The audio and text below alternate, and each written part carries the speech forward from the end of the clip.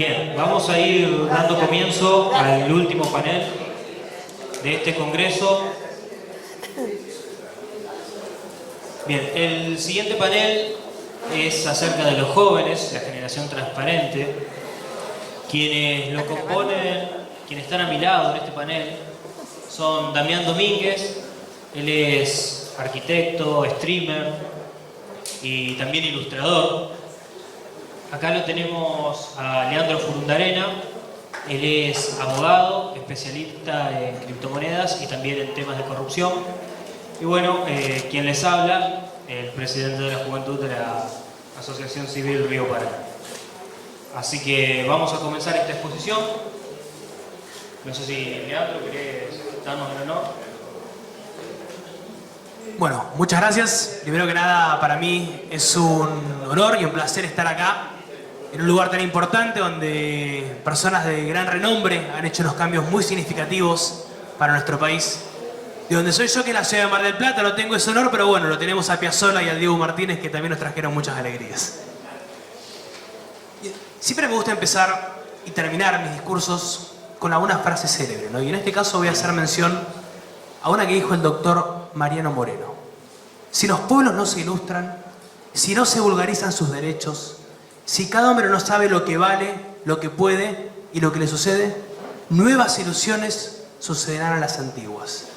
Y luego, tal vez de vacilar durante mil incertidumbres, será tal vez nuestra suerte mudar de tiranos sin destruir la tiranía. Esta frase nos trae mucho a reflexionar, ¿no? ¿Qué quiere decir si los pueblos no se ilustran? Y esto me trae también a pensar en la famosa alegoría de la caverna, ¿no? O el mito de la caverna de Platón, donde hay un grupo de personas que se quedan mirando unas sombras proyectadas, creyendo que es la realidad. Y cuando aquel que logra escapar de esa caverna sale y se da cuenta que la realidad es muy distinta a la que le hicieron ver, a la que le proyectaban. Y cuando vuelve para comentarle a todos lo que había visto, no le creen. No le creen porque es esa mentira, el desconocimiento. ¿Y por qué traigo este paralelismo? Porque nosotros en Argentina nos hicieron creer que las sombras proyectadas, la corrupción, la impunidad, la violación constante de los derechos y las garantías constitucionales, estaba bien. Que corten una calle y afecten nuestros derechos, estaba bien. Que roben, estaba bien. Y no estaba bien. Hasta nos hicieron creer que, bueno, el peor es nada. Un político que no robe pero que no haga, alcanza. Y no tiene que ser así. La sociedad está empezando a cambiar. Y cuando hablamos de la transparencia y el compromiso que tiene que tener la juventud, es justamente en escapar de esa caverna. En sacar esa proyección de las imágenes que vemos reflejadas, que tanto tiempo nos han hecho creer que eran de una manera determinada, para cambiar esa información que nos han inculcado en que era de una manera cuando en realidad sabemos que no tiene por qué ser así. Ahora, esto tiene una forma de ser, ¿no? Un motivo que viene hace bastante tiempo. No quiero entrar tal vez en una reseña histórica, pero creo que es importante retrotraernos a lo que es en 1930, cuando es el famoso golpe que hace Félix Uriburu, y después empieza a haber una sucesión de Justo Ortiz Ramírez Castillo, el golpe del 43, Manos de Farrell, asume Perón en el 46, y se produce un hecho muy notorio que toda la Corte Suprema es removida, ¿no? Le hicieron juicio político a Sagarna, Chorena, Ramos Mejía. El único que no le hicieron juicio político fue a Repetto porque renunció. Y a partir de ahí se empezó a sentar un precedente muy importante donde, che, está bueno esto de poner jueces que tengamos una afinidad, ¿no?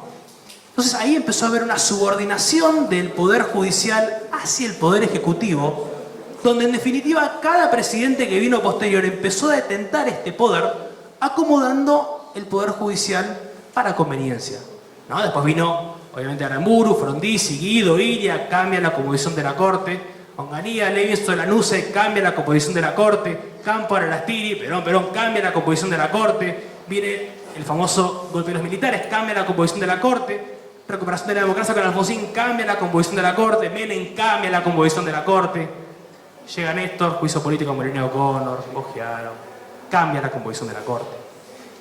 ¿Por qué sucedió esto? Justamente porque se ha sentado un precedente, ¿no? Vuelvo a traer la metáfora de la alegoría de la caverna, donde está bien que el poder ejecutivo que asume ponga a los jueces que quiera. ¿De dónde está la independencia de poderes de la que se hablaba antes, de la que hablaba el fiscal Luciani? El pobre Montesquieu se rompió la cabeza armando la división de poderes para que en definitiva acá digan, ahora yo soy el ejecutivo de turno y pongo los jueces que quiero. Y no es así. Porque la división de poderes establece lo que es el sistema republicano de gobierno, que es lo que establece el artículo 1 de la Constitución Nacional. La Constitución Nacional adopta la forma de gobierno representativa, republicana y federal. Ese sentido republicano es lo que tenemos que empezar a valer y respetar. Pero es muy difícil que lo hagamos si no conocemos en definitiva cuáles son nuestras leyes, qué es lo que nos ampara. Y por eso vuelvo otra vez a traer a colación la famosa frase de Mariano Moreno. Si los pueblos no se ilustran, si no se vulgarizan sus derechos, los derechos nuestros, los derechos que todos los ciudadanos debemos saber, justamente para respetarlos.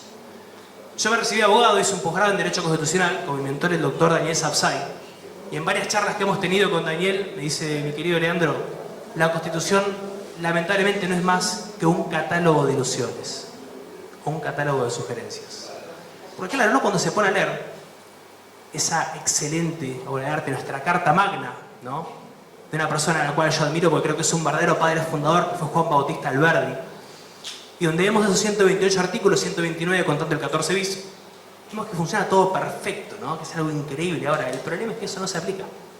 Que todo lo que refleja la Constitución no deja de ser más que un mero catálogo de ilusiones o un catálogo de sugerencias. Ahora, ¿eso por qué? Porque la verdadera acción ciudadana es la que tiene que llevar a cabo ese compromiso. No la conocen. Nuestros legisladores no la conocen. Los representantes del pueblo no la conocen. Entonces, si nosotros no empezamos a involucrarnos más, es muy difícil que podamos llevar ese cambio real de eliminar la corrupción, la impunidad, todo lo que sabemos que está mal, que en definitiva terminó por alejar ese faro que Alberdi decía en las bases y puntos de partida. La Constitución es un faro que va a guiar a llevar al crecimiento de una nación próspera. Ahora, de nada sirve tener un faro que nos alumbre y nos guíe hacia dónde tenemos que ir si los que conducen el barco lo están llevando para el otro lado. Y la realidad es esa. Ahora, ese compromiso que tenemos que adoptar va de la mano con un conocimiento mucho más profundo, ¿no? Yo les contaba que hice mi posgrado con el doctor Daniel Sapsay y me pasó algo muy curioso con el tema de la pandemia. A ver, a mí nunca me interesó la política, obviamente yo estudié porque mis padres eran los dos abogados y yo tenía 12, 13 años y me hacían ir a las primeras clases inaugurales de Derecho, que ellos son los dos también docentes, y yo con 12 años empezaba, bueno, los representantes del pueblo de la Nación Argentina, reunidos en Congreso General Constituyente. Obviamente que tuve que ser abogado, no me quedó otra. Con la pandemia me empecé a dar cuenta de que la política se empezó a meter con mi vida. Yo no me quise meter con la política. Y me empezó a decir con quién me podía y no me podía juntar, si podía o no podía trabajar. Y ahí empecé a decir, pero ¿por qué pasa esto? No, porque hay cosas que son así. ¿Y por qué es así? Si la Constitución dice otra cosa. Porque yo no puedo tener abierto mi estudio jurídico, mi comercio, si dice el artículo 14 que tengo derecho a usar y disponer de mi propiedad. ¿Por qué no lo puedo hacer? ¿Por qué me tengo que bancar que corte la calle cuando dice el artículo 14 que tengo derecho de transitar libremente? ¿Por qué no lo puedo hacer? Porque esa violación constante a mis derechos y mis garantías constitucionales. Por algo Alberdi, de la forma en cómo diagramó la Constitución, primero está la parte dogmática y después la parte orgánica. Primero los derechos nuestros, de los individuos, y después vamos a regular cómo se va a llevar a cabo los distintos entes del Estado. Pero primero las personas, primero el individuo, primero nosotros. Nuestro preámbulo tiene algo muy curioso, porque si uno empieza analizando el principio, dice, no, los representantes del pueblo de la Nación Argentina. Esto fue tomado un poco de la Constitución de Estados Unidos, que el preámbulo dice, we the people of the United States. Nosotros, el pueblo. Parece que fuera un simple juego de palabras, pero es muy importante porque acá ponemos el eje en el representante. ¿Y por qué? Si el poder viene de Dios al pueblo y del pueblo a sus representantes. Bueno, ustedes me dirán porque el artículo 22 dice, el pueblo no gobierna ni delibera sino por medio de sus representantes. Entonces, el poder se lo tenemos que delegar a quienes nos representan para que ellos hagan uso del mandato social que nosotros, el pueblo, le damos a nuestros representantes. Ahora, de nada sirve que le demos ese mandato si no hacen valer nuestros derechos y garantías. Por eso es que debemos adoptar un compromiso mayor para que ese mandato que le estamos dando a quienes nos representan lo hagan de la mejor manera posible. Y eso implica involucrarse, y no involucrarse una vez cada 2 años cuando se va a votar, sino que efectivamente hagamos un uso mayor en dar a conocer esos atropellos constantes a las violaciones y las garantías constitucionales que se llevan a cabo. A mí la verdad que me llenaba de orgullo ver que en la época de pandemia la gente salía a la calle a pedir por sus derechos, salía a la calle a pedir porque se respete la Constitución Nacional. Y eso es algo que para mí es increíble, porque yo escuchaba que se cantaba el himno y no solamente cuando jugaba la selección, ahí sí somos todos argentinos, es buenísimo. Ahora, ¿por qué no empezamos a exigirle a un político como se le exige a un director técnico de un equipo de fútbol? Que si en 2 partidos no hace las cosas bien, casi más que lo están linchando. ¿Por qué tenemos que someternos a creer que, bueno, hacen lo que pueden? No, no es hacen lo que pueden. Es tienen que hacer lo que deben. Porque nosotros le otorgamos un mandato para que ellos estén ahí y hagan valer nuestros derechos. Entonces, si no lo hacen, que se corran a un costado y deje lugar a personas con verdadero interés en querer cambiar las cosas. Esto va a parecer un juego de palabras, pero hay personas que utilizan la política para ayudar a otras personas y hay algunos que utilizan las personas para llegar a la política. Hay cargos que buscan personas y hay personas que buscan cargos. Entonces tenemos que empezar a entender qué es lo que queremos nosotros y que ese cambio, que creo yo, está empezando a sembrar un precedente, ya sea con el fallo histórico que pudo lograr con la valentía y el coraje del fiscal Luciani, ya sea con una mirada distinta que la gente ha adoptado en decirle basta a la corrupción, decirle basta a un sector de la política que se cansó de reírse en la cara del pueblo argentino y haciéndonos creer que la forma en como ellos se manejaron estaba bien. Eso está sentando un cambio importante, pero es solamente la punta del iceberg. Requiere un compromiso mucho mayor por parte de ustedes, porque yo cuando hablo de juventud no hablo simplemente de edad, sino hablo de tener una mirada, una juventud en la manera de pensar, en cambiar un poco el chip y decir, pero pará, esto no está bien. Podemos empezar a hacer un cambio real de ahora y que eso se pueda perpetuar en el tiempo.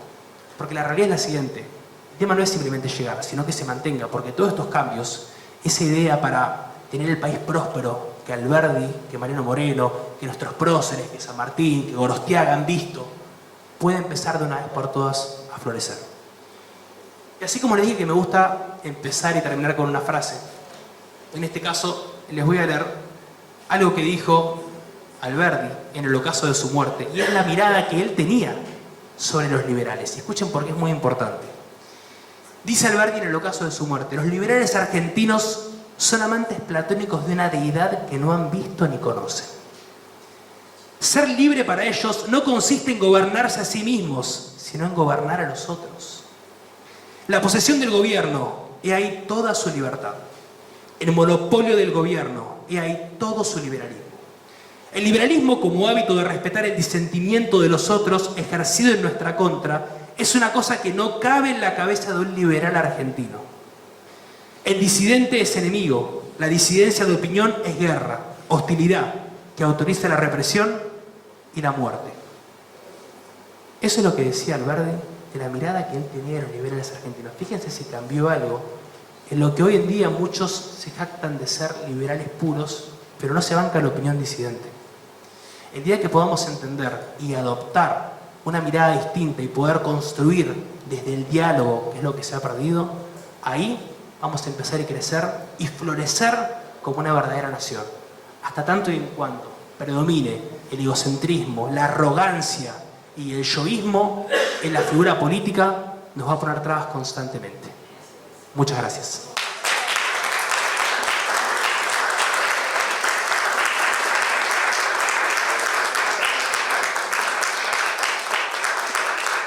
Hola. ¿Se escucha bien? Sí. Bueno, soy Damián Domínguez, soy chaqueño. Con esto les digo que crecí bajo un régimen corrupto. Bueno, primero que nada agradecer a la Asociación Civil Río Paraná, en especial a Gonza Vera, quien me invitó. Y voy a tratar de llevar lo fabuloso que dijo Leandro, que me pareció espectacular, por ahí a mi caso particular, a cómo los jóvenes también podemos tratar de cambiar esta historia desde nuestro humilde lugar. A ver, yo como dije, viví o crecí durante un régimen corrupto de Capitanich, quien fue jefe de gabinete, nada más y nada menos que de Cristina Fernández de Kirchner, creo que eso lo dice todo. Ahora está como si nada él. Y nada, yo creo que además o sea, la corrupción, además de robar dinero, también es un sistema que te quita la dignidad, que es lo que pasó en Chaco, que te quita la libertad. Como dije, este tipo tan nefasto que nos marcó a todos los chaqueños, tenía como socios a sus tipos de confianza que también eran unos delincuentes que ahora están cayendo uno por uno. Por ejemplo, Veneciano Sena, del clan Sena, el caso Cecilia. O sea, Capitanich fue el padrino de boda de ese tipo. El caso Cecilia, que marcó un antes y un después, fue algo determinante para que él perdiera las elecciones. Dicho sea de paso, en mi stream lo tuvimos al fiscal que llevó adelante la investigación y era increíble las cosas que nos contaba. Parecía una película de terror, esas películas de crímenes que el nivel de investigación que llevaba a cabo, que todavía hay cosas que todavía no se pueden decir y que no salen a la luz, obviamente. Y por ahí uno se pone a pensar el nivel de impunidad con el que se manejaban esta gente.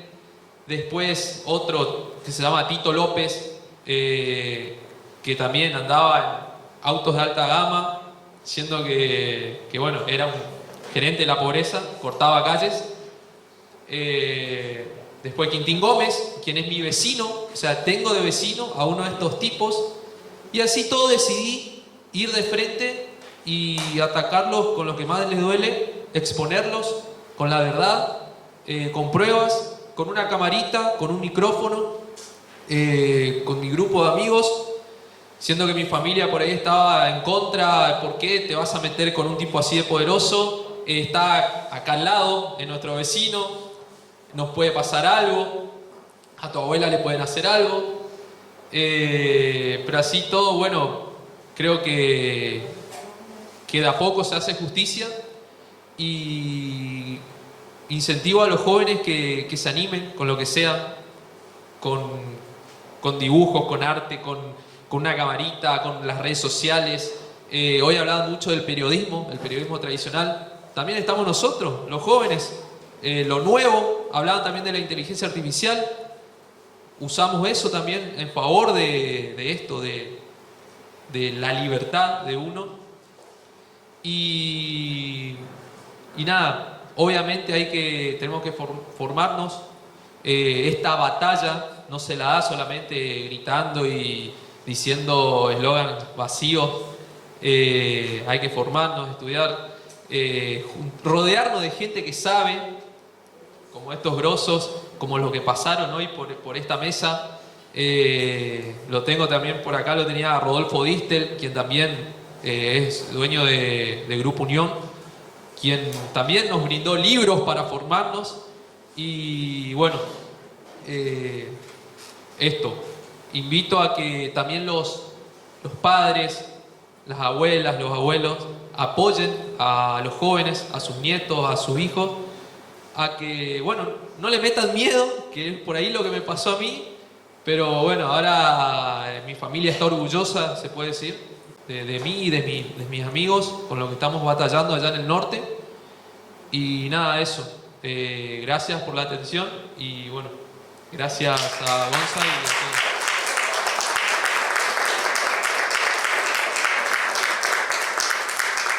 Bien, muchísimas gracias, Damián, muchísimas gracias, Leandro. Bien, antes de decir algunas palabras, de continuar, quiero avisarles de que quedarse hasta el final en el Congreso tiene su precio, así que vamos a sortear algunos libros que nos regaló el periodista Daniel Santoro. Los vamos a estar sorteando al final, van a estar firmados por él, por supuesto, así que bueno, muchísimas gracias a todos los que se quedaron hasta el final y van a tener su recompensa, por supuesto. Bien, habiendo dicho eso, durante este Congreso durante la mañana y lo que queda de la tarde he escuchado mucho hablar acerca de corrupción, pero realmente no escuché a alguien que me defina qué es corrupción, porque todos hablamos de corrupción, de la corrupción esto, que está pudriendo el país, etc. Pero nadie nos define verdaderamente qué es corrupción.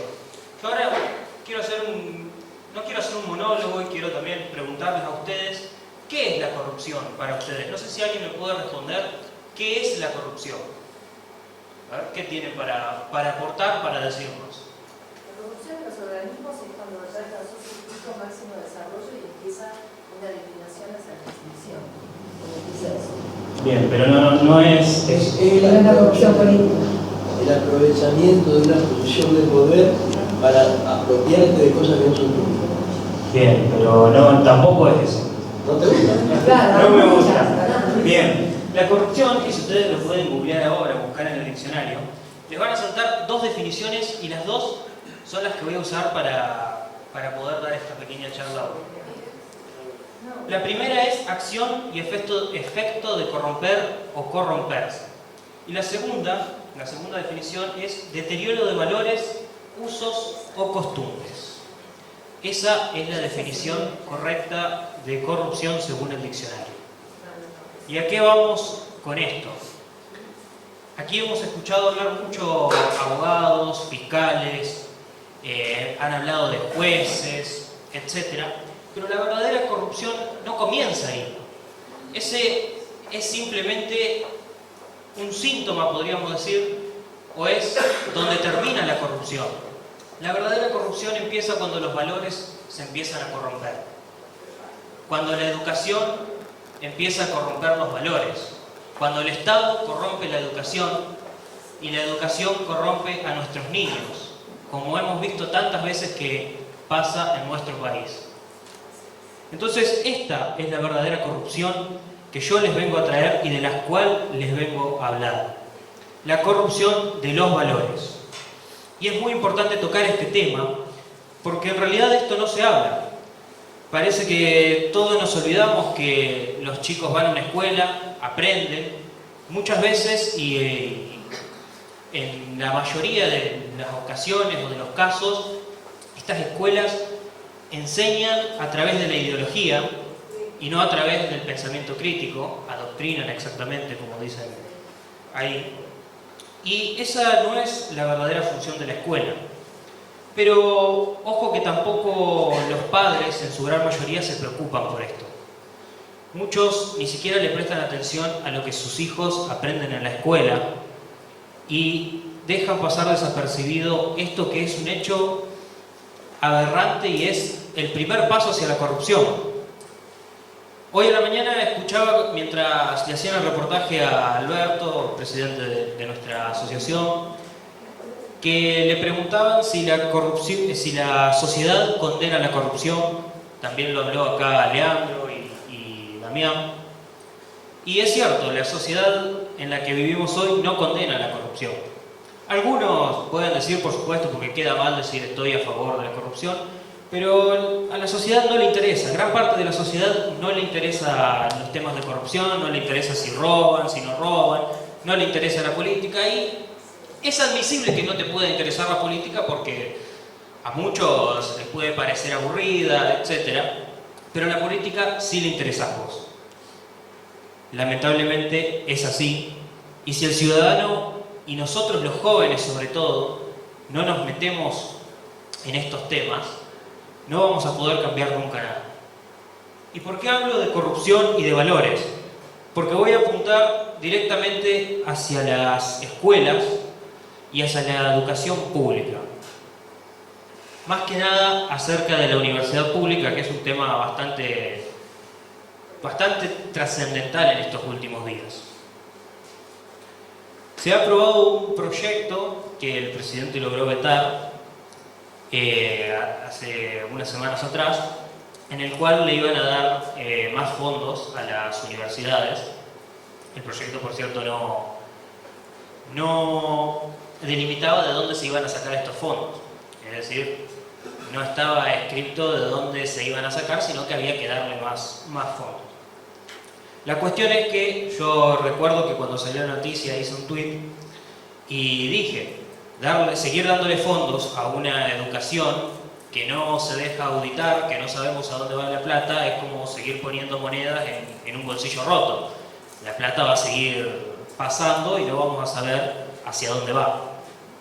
Y con lo que nos encontramos haciendo una simple investigación acerca de las universidades, más específicamente en las universidades de la provincia, universidades públicas me refiero, nos encontramos que las universidades gastan entre el 85 y el 95% de su presupuesto anual,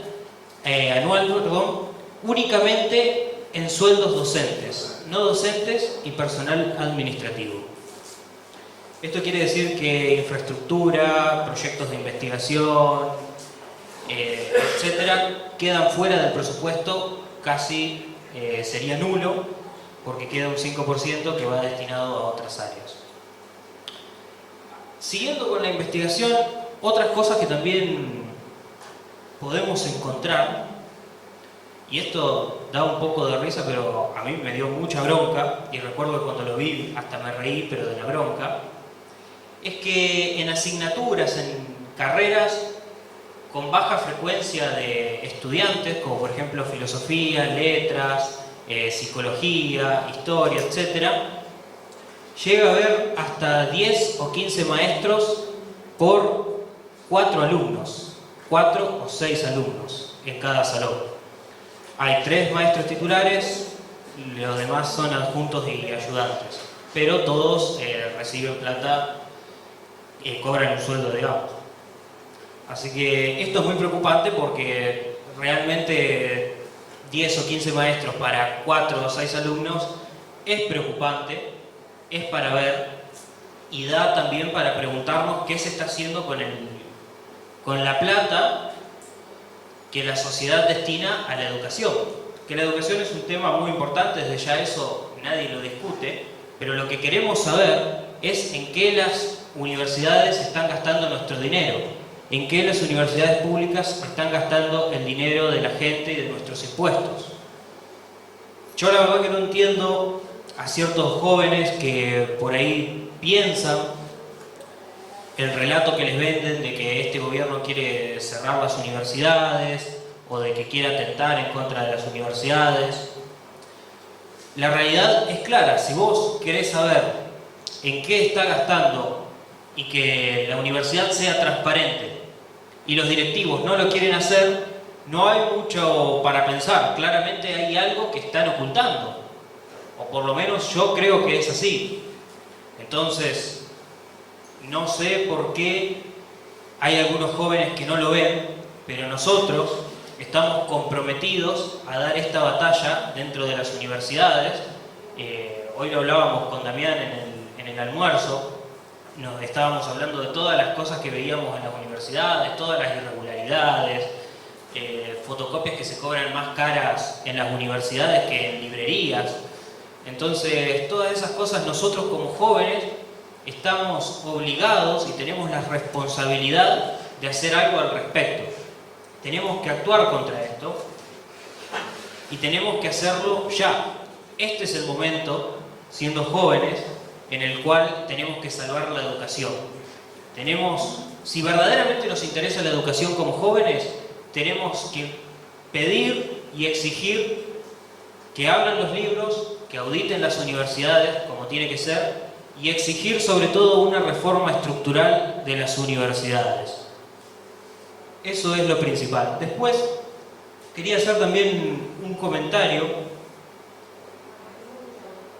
Hay un libro que a mí me gusta mucho y que lo he leído hasta 3 o 4 veces, que es El diálogo en el infierno entre Maquiavelo y Montesquieu, de Mauricio Lee. No sé si algunos los han leído, si no, se los recomiendo. Es muy bueno porque hace un diálogo entre lo que es la filosofía de Maquiavelo y la filosofía de Montesquieu, siendo Montesquieu más liberal y Maquiavelo más maquiavélico. Y bueno, y lo que siempre muestra es cómo Montesquieu quiere relanzar al individuo, quiere buscar ideas que le den libertad al individuo por fuera del Estado y Maquiavelo siempre termina encontrando alguna razón o algún punto para poder influir en las masas, para poder volver a meter al hombre en el Estado, para poder dominarlo, para poder sacarle su libertad. Y me quedo con una reflexión que logré hacer de este libro, que es que cuando el pueblo se vence, cuando se cansa y deja de luchar, siempre termina perdiendo su libertad. Y se termina perdiendo como individuo también. Pero bueno, les recomiendo este libro que la verdad que es muy bonito. Se puede hacer miles de reflexiones. Yo, como les digo, lo he leído 2 o 3 veces. Pero bueno, como también decía Damián, el objetivo de que hoy estemos los 3 sentados acá, de que la asociación haya incluido en este panel, en este congreso, un panel de jóvenes, es que es importante que nosotros los jóvenes incentivemos y demos la lucha. No tenemos que dejar en ningún momento de dar esta batalla, o si no, habremos perdido la guerra. Muchas gracias.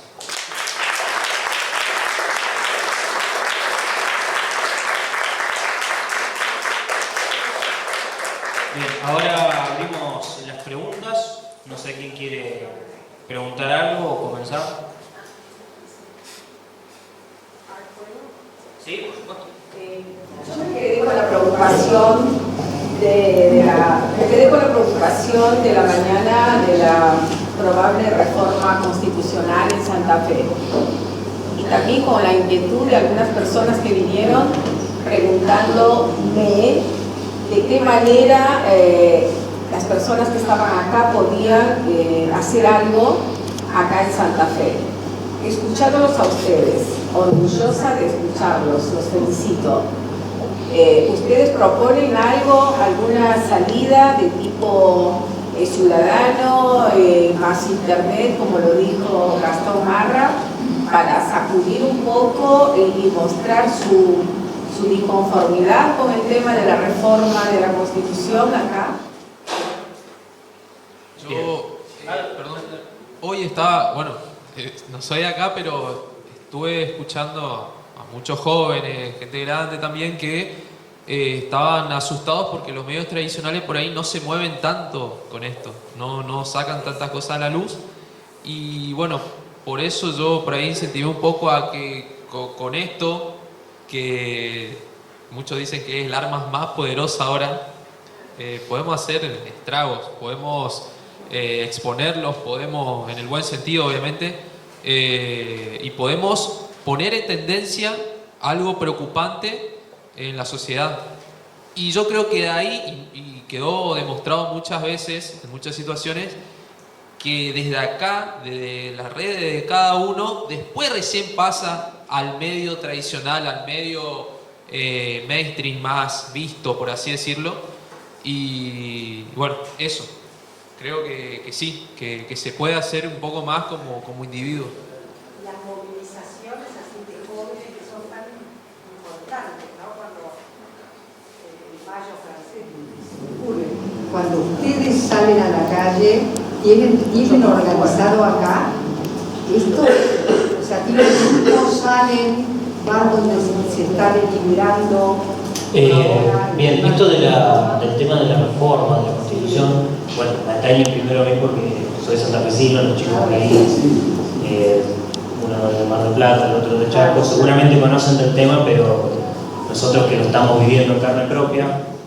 Bueno, la Constitución, de por sí, hay varias cosas ya que están mal. Por ejemplo, la reelección indefinida en cargos como concejales, intendentes. Hay intendentes o concejales que hace 40 años que están en el poder. Entonces, por ese lado, ese cambio se debe hacer, porque no puede ser que haya concejales que están hace 40 años y que no han presentado una sola derogación de alguna ley o alguna ley para mejorar las ciudades. Y lo mismo con diputados. No hay diputados que están hace 8, 12 años y nunca han presentado una sola ley o han derogado algún impuesto o mandado algún proyecto para derogar impuestos, etc. Entonces, por ese lado está bien. Por el otro, tenemos también que quieren aumentar los años, la reelección del gobernador.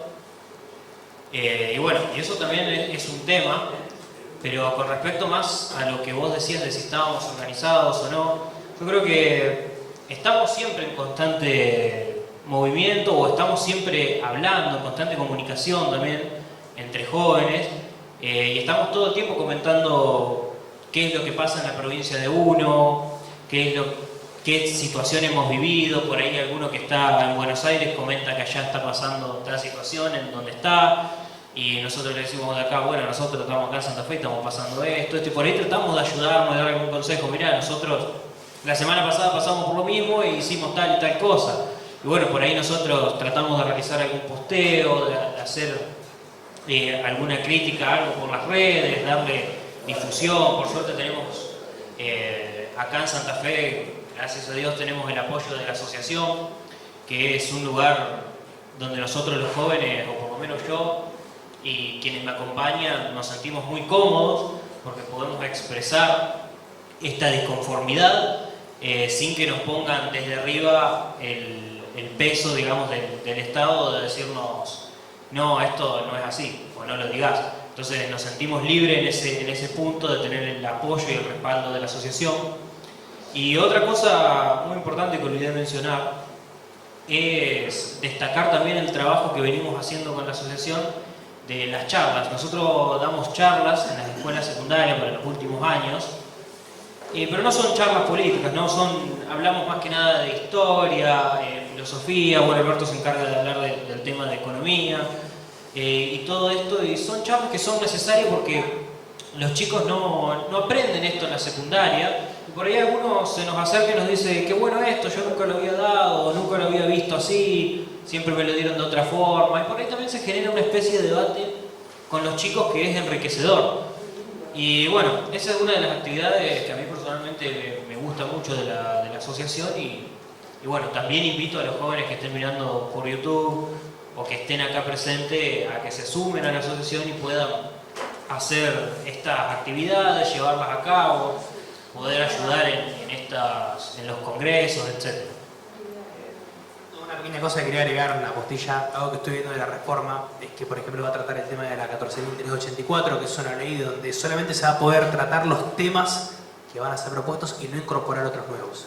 Y también se está hablando de sumar figuras, como por ejemplo los DNU, que para mí es un atropello inmenso a la forma republicana de gobierno, porque le saca el total derecho que tiene el legislativo de ser el que puede impulsar las normas, siendo que el ejecutivo, con esta excusa, ¿no?, de la doctrina de la emergencia, es decir, estamos en contexto de emergencia, voy a impulsar esto. Y en la Argentina vivimos en constante emergencia. ¿Qué es la emergencia, no? Humberto Eco decía, vivimos en crisis que ponemos en crisis el propio concepto de crisis. Y en Argentina vivimos tanto en emergencia que ponemos en emergencia el propio concepto de la palabra emergencia. Aparte de todos los decretos, o los famosos decretos de necesidad de urgencia, basta con que una sola de las cámaras lo apruebe, ya queda ratificado. Lo dice la 26.122. Entonces, ¿dónde está el poder republicano de que ambas cámaras tienen que tratarlo? Para eso cerramos el Congreso, tengamos una monarquía de vuelta y listo, ya está. Por eso creo que es la instrumentación de formas que terminan siendo un atropello constante a la forma republicana de gobierno. Para mí no debería estar instrumentado, o por lo menos que sea como están instrumentados los decretos en España, que si a los 30 días no es ratificado, vuelve al estado anterior. Como está instrumentado, por más que se rechace por ambas cámaras, todo tiene carácter de cosa juzgada. ¿Y para qué estamos tratando los decretos entonces? No tiene sentido. Simplemente eso. Es una alerta. La Constitución del 94 como una gran composta. O sea, cuando tanto sabe la Constitución del 94, hay varias cosas para bajar ahí que... Pasa que la ley, la 26.122, es del año 2006. Todos los decretos del 94 al 2006 fueron ratificados implícitamente porque no estaba creada la Comisión Bicameral Permanente. Ahí está el tema. 12 años tardamos en crear una ley para analizar los decretos. Y así todo se instrumentó el artículo 41 de la ley, donde dice que si una de las dos cámaras lo aprueba ya queda ratificado. Entonces lo que hay que hacer es, en vez de juntarse a charlar tantas cosas obscenas y ridículas en el Congreso, empiecen a tratar la verdadera modificación de leyes que en definitiva garantizan los sistemas de poderes. Bien, no sé si existe alguna otra pregunta. Sí. Bueno, felicitaciones al panel. Muchas gracias por la representación joven y gracias también a Tito por armar este espacio que me parece fundamental. Mi pregunta es principalmente a Leandro, que hablaste un poco de cómo la sociedad está perdiendo la dialecticidad y cómo está muy de moda todo el tema de la violencia. Quería preguntarte si crees que las redes sociales están fomentando la violencia o si están fomentando a que haya más dialecticidad y se pueda hablar más profundamente de los temas. Bien, yo creo que estamos atravesando una época de constante cambio, donde en su momento la figura de quien es el actual presidente, él llegó con un discurso que es un poco lo que la gente en ese momento sentía que era necesario, la bronca, el descontento, era una persona que no viene de la política y está hablando con la misma calentura que uno puede tener aquellas cuestiones que no está bien que se den. Ahora, creo de todas maneras que hay que respetar cierto lugar de jerarquía que puede tener senadores, diputados, por más que no compartamos ideológicamente nada, ¿no? Tiene que mejorar la calidad intelectual de los debates en el Congreso y dejar de lado las chicanas, dejar de lado los insultos y empezar a proponer ideas. Empezar a dejarse seducir por el discurso, ¿no? Porque si viene alguien de otro partido, ojalá, yo soy liberal, ojalá tuviéramos un diputado como Alfredo Palacios, que era socialista, que establezca la oratoria que podía tener él. O voy a hacer referencia a una persona que es justamente donde estamos aquí, don Lisandro de la Torre. Ojalá volvamos a tener esa calidad de legisladores en el Congreso, porque lo que tenemos es un circo. Sean del partido que sea, los puedo contar con los dedos de una mano y me sobrarían dedos para contar la calidad de legisladores, diputados o senadores que están ocupando una banca. Entonces, hasta que no cambie esa mirada, hasta que los armadores políticos no empiecen a buscar gente que no sean los que levanten la mano y voten lo que ellos quieran, sino que acepten una opinión objetiva y constructiva desde la intelectualidad y desde el conocimiento, no creo que eso cambie. Por lo menos en el corto plazo. Sí, tengo esperanza que en las elecciones del 29, del 31, la sociedad misma le empiece a exigir a los legisladores no solamente la razonabilidad en pensar como uno, sino la opinión justificada, constructiva, lo fundamentado. Para que uno diga la verdad, aplaudo, me gustó lo que dijo el legislador de la banca opositora, voy a votar como él porque me sentí identificado con su discurso. Eso no pasa. Ya van todos con el voto preestablecido. ¿Y para qué vamos a debatir entonces? ¿Para qué? Para que cada uno quiera exponer su postura. Entonces no tiene que ser así. Tenemos que permitir volver al diálogo y llevar al consenso, porque como dijo Otto von Bismarck, la política es el arte de lo posible. Busquemos acercarnos a esa posibilidad. ¿Y la Saracho no te gusta cómo habla? Sí. Porque usted decía que el Congreso es un circo, el Poder Legislativo es un circo. Y bueno, eso le da lamentablemente más razón al Poder Ejecutivo para que haga decretos. Porque si nunca sacan ninguna ley, nunca pasa nada, pasa de un lado al otro, les duele la panza, levantan la mano, disculpe, yo soy maestra jardinera, perdón. No entiendo nada. Lamentablemente es la división de poderes que tenemos instrumentado. Yo no comparto, así como no comparto, cuando por ejemplo el expresidente Mauricio Macri sacó por decreto y pidió un crédito al FMI porque es una atribución que tiene el Congreso, contraer empréstitos sobre el crédito de la Nación, artículos 35 y eso cuarto y eso sexto, y arreglar el pago de la deuda interna y externa, tampoco comparto, por más que sean necesarios ciertas reformas que se hagan por decreto porque le saca potestad al Poder Legislativo. Lamentablemente tenemos que empezar a conseguir legisladores que estén a la altura de las circunstancias o buscar acuerdos o consensos, porque eso es la política. Entonces hay que tener en claro cuáles son las funciones que cada poder tiene. Pero no es una forma de agilizar, porque a veces están difíciles.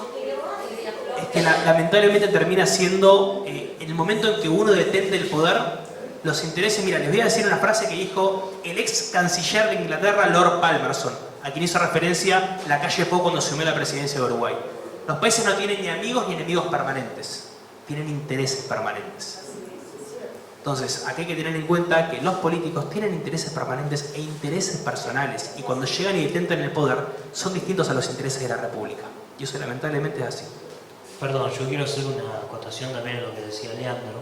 Hay que tener muy en cuenta que si tenemos un presidente ahora que comienza a hacer decretos y a gobernar por decreto, por más honorable que fuera, eso también deja un precedente para que el próximo presidente que venga haga lo mismo y quizás ese no tenga una causa tan honorable. Lo mismo también he escuchado mucho en la militancia decir que había que eliminar el Congreso, que el Congreso era muy inútil, etc. Esa es una medida la cual yo no apoyo, porque por más inútil que sea, eso te deja un precedente para que pueda venir cualquier otro tipo que tome la presidencia y hacer lo mismo. Entonces hay que tener también en cuenta eso y tenerlo muy presente a la hora de gobernar y de exigir también a los políticos cuando van a actuar. Con el voto. Con el voto. La herramienta más importante que tenemos, el voto. Los diputados, senadores, los políticos... Los presos votan porque no tienen condena firme, porque el 90% de los que están no tienen condena firme, porque la ley no permite que voten los presos. Ese es un problema que tiene que modificar.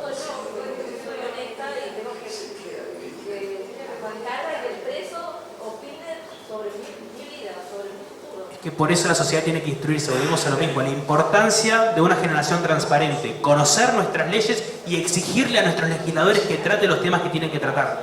Ahí radica todo. Bien, vamos a hacer la última pregunta. Ahí...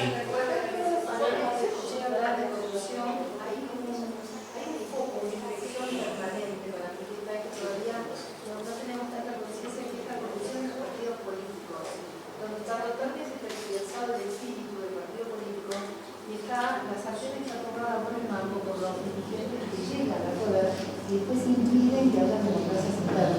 Este año la Cámara Nacional Electoral sacó una acordada, 37-2025, donde cuando se suspendieron las PASO, y además se sacó para facilitar que sigan haciendo las cosas a dedo, sacaron esa acordada para instar a los partidos políticos a que hayan democracias internas, a que los afiliados voten a sus representantes. En realidad, lo que a mí me gustaría llamar la atención a todos acá, que nos olvidemos los giles, es que así como Cristina les dijo, hazme un partido y ganen las elecciones, y Mauricio se puso a hacer un partido, los ciudadanos podemos empezar a organizar partidos vecinales más pequeños, como hicieron los vecinos en San Isidro, con convocación San Isidro, y armar así partidos democráticos donde los que lleguen a los cargos sean gente que uno los conoce, que uno los puede tutear, que uno los puede interpelar en el almacén, y no alguien que vino de arriba porque me lo puso cariño. Quería invitar a ese enfoque. No, simplemente lo que voy a decir de esto es que yo cuando hablo con las personas en líneas generales de estos temas digo, no vean de exigirle al diputado nacional que lo ven en tele. ¿Saben quiénes son sus concejales? Empecemos por ahí. Y me miran y me dicen, no, bueno. Entonces, si vos primero no sabes quiénes pueden solucionarte los problemas tuyos vecinales para reclamar, ¿por qué te interesa ver los problemas nacionales? Tenemos que empezar de lo micro para ir a lo macro, de la singularidad ir a la generalidad. Y está muy bien eso de proponer partidos vecinales, porque en definitiva la representación tiene que ir de la gente para saber quiénes son los que pueden solucionar sus problemas, los problemas del lugar donde vivimos. O sea, por ese lado yo lo apoyo. En Mar del Plata se armó un partido vecinal que se llama Marplatense, llegó a ganar la intendencia y demostró que efectivamente se podía ir en contra de todo un sistema. Cuesta porque hay que... Con democracia interna, con partidos vecinales se había... Bueno, en Republicanos Unidos se había planteado en su momento hacer elecciones internas y que se busque la manera de que sean los afiliados. Después, bueno, se desvirtuó un poco la cuestión. En Unidos estaba ese sistema de democracia interna y después, bueno, cuando se unieron y formaron Republicanos Unidos, cambió y se empezó a... No, de democracia, perdón, soy de Republicanos Unidos y me postulé para senador en Cava. Estamos opinando sobre algo que él pone aparte, así que eso lo estoy teniendo en cuenta. El problema de los reglamentos y las cartas orgánicas es que son protocolos o acuerdos escritos en lenguaje natural que pueden tener interpretaciones diferentes. Entonces, siempre está la persona que chicaneando un poquitito te mete palos en las ruedas. Y esos son los dirigentes que estando arriba, en vez de proteger a la incipiente democracia interna que había en los Estados Unidos, la pisotean como un brote óptima y se termina convirtiendo en los ciudadanos. No venía a casa ninguna cosa política, pero si me van a dar el pie, no hago. Eso es lo que tenemos que evitar. Por eso le convocación de San Isidro es un partido que tuvo mucho cuidado y la democracia funciona y nadie va a poder separar de ellos. Te afiliás y a los héroes te convocan. Bien, ahí tenemos una pregunta más entonces.